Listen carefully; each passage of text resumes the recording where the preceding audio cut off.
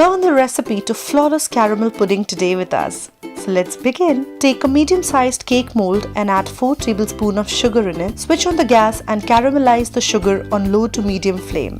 Add a splash of water to maintain the temperature. Keep swirling the mold and do not use spoon as the caramel will stick onto it. As you get a nice brown color, switch off the flame. Keep aside the mold and let the caramel set. Now for the custard, we need 4 eggs, 3 tablespoons vanilla essence, 2.5 cups of milk and half cup of sugar. Add eggs and sugar in a bowl together and use a cake whisker to whisk it nicely. Now add milk and vanilla essence to this mixture and whisk again for 3 to 4 minutes. Pour the custard mixture in the mold. Preheat the oven at 200 degrees and place the mold inside it. Give it some hot water bath and bake the pudding for 1.5 hours at 200 degrees. Keep checking the pudding in between by inserting a toothpick. If the toothpick comes out clean and nice, then your pudding is ready. Set the pudding in fridge for 3 to 4 hours.